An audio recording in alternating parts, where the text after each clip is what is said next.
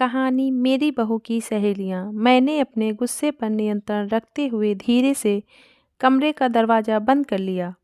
शाश्वत सो रहा था। बाहर से आती हुई आवाज़ों से चिढ़ते हुए मैं आराम करने के लिए शाश्वत के बगल में लेट तो गई, पर गुस्से में मुझे नींद न कभी आई थी न आज आने वाली थी।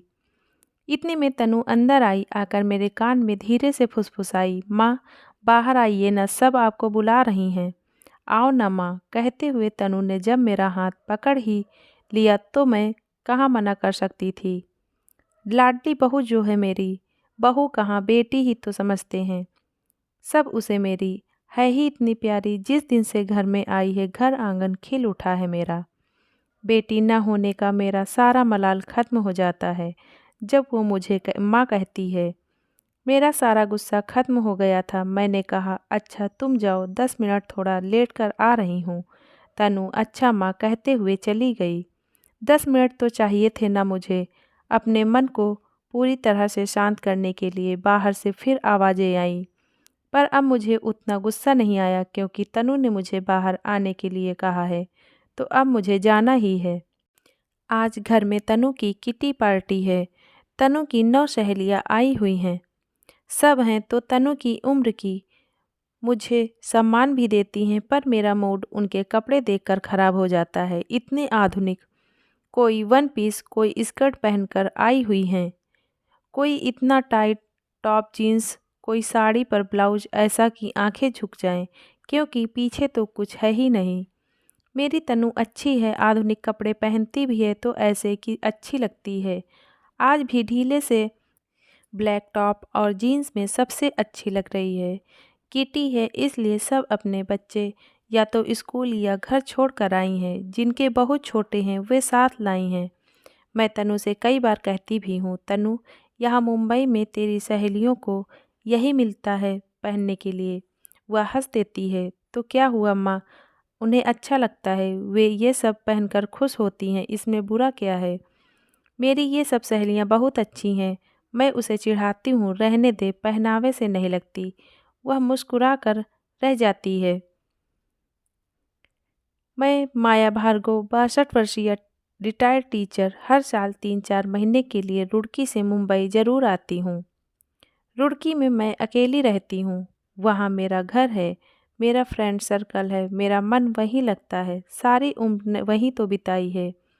वहाँ घर के कामों के लिए राधा है। यहाँ अपने इकलौते बेटे मनोज, बहू तनु और पोते शाश्वत के बुलाने पर आना पड़ता है। तनु सुशिक्षित हाउसवाइफ है। शाश्वत की अच्छी तरह से देखभाल करने के लिए तनु ने जॉब करने की सोची ही नहीं। मुझे उसकी यह बात बहुत पसंद आई थी क्योंकि मनोज तो वैसे ही अक्सर टूर पर रहता है। वह एक मल्टीनेशनल कंपनी में बड़ा अधिकारी है। आंटी आइए ना। अरे यह तो तनु की किसी सहेली की आवाज़ है। मेरी तंद्रा भंग हुई। मैं धीरे से दरवाज़ा बंद कर तनु की आधुनिक सहेलियों में जाकर बैठ गई। हर साल आते रहने से मैं उसकी सभी सहेलियों को अच्छी तरह से जानती हूँ। सीमा ने कहा, आंटी आप कहाँ थी, आइए हमारे साथ हाउजी गेम खेलिए। मैंने सीमा पर नज़र डाली। घुटनों तक स्कर्ट पहने, ऊपर स्लीवलेस टॉप। मैंने सोचा 10 साल के बेटे की माँ है, समझती क्या है अपने आप को। मैंने प्रत्यक्षता कहा, नहीं नहीं तुम लोग खेलो, मैं ऐसे ही बैठूंगी। नीला बोली, आंटी फिर आप नंबर बोल दीजिए, हम लोग खेल लेंगी। मैं हाउजी के नंबर बोलने लगी। अपना नंबर कटने पर सब खूब खुश हो रही थी। मैंने सोचा, इस 20 रुपए के प्राइज़ के लिए इतना खुश होने की बात होती है क्या। कितना बचपना है। मैं नंबर बोलती रही। अपना पूरा हाउस जीतने पर रेखा, जिसने हद से ज़्यादा स्टाइलिश ब्लाउज पहना हुआ था, जिसे देखकर मुझे आज सबसे ज़्यादा गुस्सा आया था, उठकर डांस करने लगी। कविता और अंजलि भी उसका साथ देने खड़ी हो गईं। तो मैं भी मुस्कुरा ही दी क्योंकि तनु मुझे ही देख रही थी। इसके बाद स्नैक्स का दौर चला। तनु की फरमाइश पर मैंने दही बड़े बनाए थे, जिन्हें उसकी सहेलियों ने बहुत शौक से खाया। शाश्वत की आवाज़ आई तो मैं उसे देखने चली गई। जितने दिन मुंबई रहती हूँ, अपनी तरफ से तनु का हर काम में हाथ बटाती हूँ। बेचारी हर काम खुद ही तो करती है, उसे भी कभी कुछ आराम हो जाए। हम दोनों को लोग सास बहू का माँ बेटी ही समझते हैं। तनु के माता पिता का स्वर्गवास हो चुका है।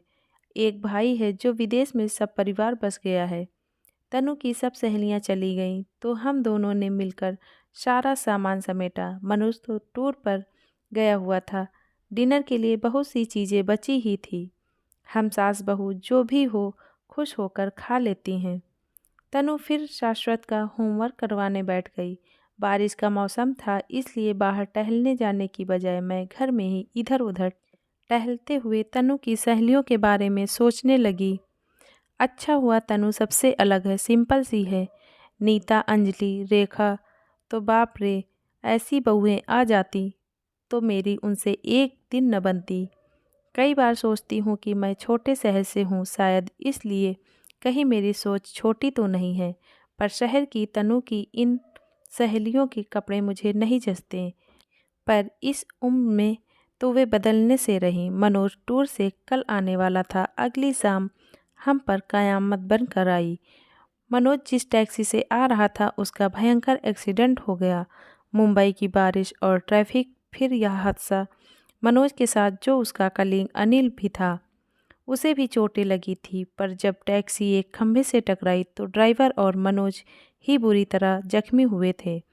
मनोज का सिर फट गया था। अनिल ही लोगों की सहायता से ड्राइवर और मनोज को हॉस्पिटल ले गया था। फ़ोन पर यह खबर सुनकर हमारे पैरों से जैसे ज़मीन ही खिसक गई थी। शाश्वत अंजलि को सौंपकर जब हम दोनों बद्दावास हॉस्पिटल के लिए निकली तो नीता ने अपनी कार निकाल ली। पीछे पीछे तनु की बाकी सहेलियां भी हॉस्पिटल पहुंच गई थी। हमारे आंसू रुक ही नहीं रहे थे। मनोज आईसीयू में था। उसका सिर फट गया था, 10 टाँके लगे थे। पैरों में भी चोटें थीं। कंधे की भी हड्डी टूट गई थी। इतने में मनोज के और सहयोगी भी पहुंच गए थे। वो रात सब पर बड़ी भारी गुजरी। तनु ने अपनी सहेलियों को घर वापस भेज दिया था। हम भी घर से 40 मिनट की दूरी पर स्थित हॉस्पिटल में थे। पर घर जाने का मतलब ही नहीं उठता था। अंजलि का फ़ोन आ गया था। शाश्वत को मैं देख लूँगी, तुम चिंता मत करना। जब मनोज को रूम में शिफ्ट किया गया, हमारी आंखों से आंसू बह चले। पट्टियों में लिपटे मनोज को देखकर दिल की धड़कन बंद सी होने लगी। वह दवाइयों के असर में सोया हुआ था। डॉक्टर ने कहा था कि मनोज कम से कम 1 हफ्ता एडमिट रहेगा। दूसरे दिन सुबह ही सीमा आ गई, इतने सादे कपड़ों में कि मैं उसे पहचान ही न पाई। कहने लगी, आंटी आप मेरे साथ घर चलो, गाड़ी लाई हूँ। शाश्वत को तो अंजलि ने तैयार करके स्कूल भी भेज दिया है। आप नहा धोकर कुछ खाकर वापस आ जाना, फिर मैं तनु को ले जाऊंगी। थोड़ी देर यह शाश्वत के साथ रह लेगी। शाश्वत को समझा दिया है कि पापा बीमार हैं, सब उनके पास हैं। रात को मैं ही शाश्वत के पास रुक गई। उसे स्कूल भेजने के समय अंजलि सुबह सुबह टिफ़िन लेकर आ गई। बोली, शाश्वत यह तुम्हारा टिफ़िन आंटी या आपके लिए नाश्ता, आप इसे भेजकर तैयार हो जाइए। आपको हॉस्पिटल छोड़ आती हूँ। रहने दो बेटा, मैं ऑटो से चली जाऊँगी। नहीं आंटी, आपको ऑटो के झटकों से कमर दर्द होता है ना। मैं उसका मुंह देखती रह गई।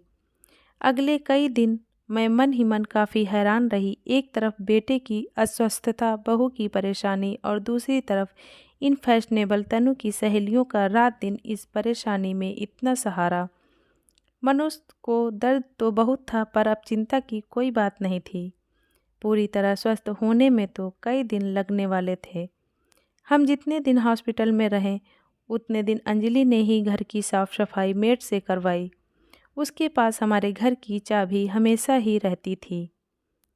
हमारा खाना पीना इतने दिन तनु की सहेलियों ने ही संभाल रखा था।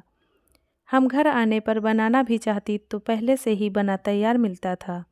मनोज को जिस दिन घर लाए उस दिन तो सबके पति भी साथ आए। वैसे तो सब हॉस्पिटल में आते जाते ही रहे थे। धीरे धीरे जीवन सामान्य रूप से चलने लगा था। सब कुछ पहले जैसा हो रहा था। बदली थी तो एक चीज़, मेरी सोच। पिछले दिनों मनोज की अस्वस्थता में डूबकर भी तनु की सहेलियों से अपना ध्यान नहीं हटा पाई थी। रात दिन उसकी एक एक सहेली को समझा था, जाना था कितनी अच्छी थी सब। मैं ना समझ उनके बाहरी परिवेश को देख उनकी आंतरिक खूबियों को नज़रअंदाज करती आ रही थी। सबके परिवार बच्चे थे, घर के काम थे, उन्होंने हमारे लिए जो किया था क्या मैं कभी भूल पाऊंगी। मैं तो आजीवन इनकी ऋणी रहूंगी। मेरी तनु को उनका इतना प्यार, इतना साथ मिला, वरना यहाँ हमारा था ही कौन। वे सब न होती तो कैसे कटते ये दिन। हम अकेली सास बहू क्या क्या कर लेती।